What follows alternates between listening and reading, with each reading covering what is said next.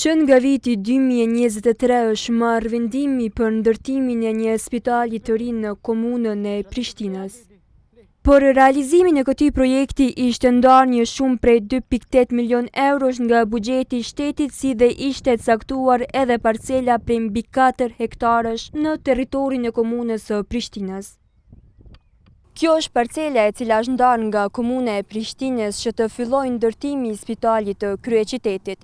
Mirëpo dhe pas 3 viteve premtimeve kjo tokë mbetet boshe, pasi që ky projekt ende nuk e ka marrur dritën njëshile që të fillojnë së paku me punimet fillestare. Ky spital, sipas njohësit të shëndetësisë Bujar Vitia, do të duhej të shkarkonte ngarkesën e madhe të qendrave ekzistuese shëndetësore në kryeqytet. Rajoni i Prishtinës nuk ka nivel sekondar të shëndetësisë në Kosovë. Për dallim prej 7 qyteteve tjera të mëdha në territorin e Kosovës që kanë spitale të përgjithshme, komuna e Prishtinës nuk e ka një të tillë.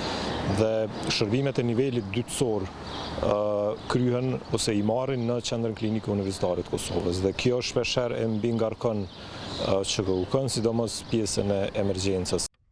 Drejtoria e shëndetësisë në komunën e Prishtinës këtë projekt e konsideron si projekt të rëndësishëm. Drejtori Sadiku thotë se ka dërguar kërkesë te Ministria e Punëve të Brendshme për leje të nisjes së punës, por këta të fundit nuk kanë dhënë asnjë përgjigje.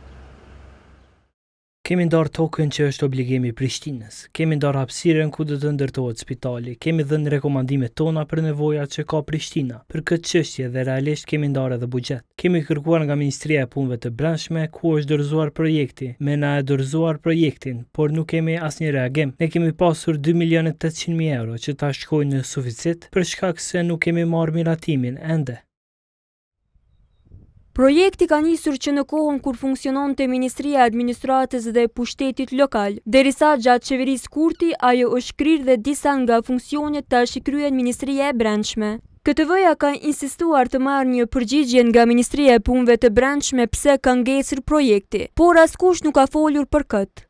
Violeta Salihu nga opozita në Kuvendin Komunal, përfaqësuese e lëvizjes vetëvendosje, thotë se përgjegjësinë kryesore për dështimin e këtij projekti e mban kryetari Përparim Rama.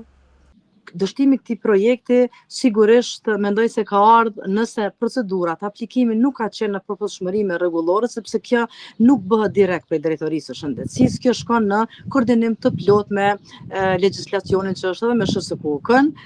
Ish deputeti i AK-s Shamsedin Dresha i vlerëson se ky projekt për tu realizuar në mënyrë profesionale kërkon kohë. Prandaj, ky projekt, përpos që duhet të nënkupton ndërtimin e strukturës, pra ndërtimin e objektit, ku do të ushtrohet profesioni, nënkupton edhe ndërtimin e kuadrave të cilat kërkojnë kohë. Gazetari Vitia nuk beson që projekti do të nisë as gjatë këtij viti. Është një projekt që nëse fillon duhet të përfundohet dhe nëse në komunën e Prishtinës fillohet tani ky projekt dhe supozojmë që pas zgjedhjeve të cilat mbahen në fund vit vjen një kryetar tjetër, një parti tjetër me qasje ndryshe sa i përket këtij projekti, ky projekt do të bllokohet. Derisa pushteti ai lokal dhe ai qendror fajsojnë njëra tjetrin për dështimet, SHSUK-ja mbetet qendra më e ngarkuar dhe me më shumë sfida në administrimin e të gjitha kërkesave.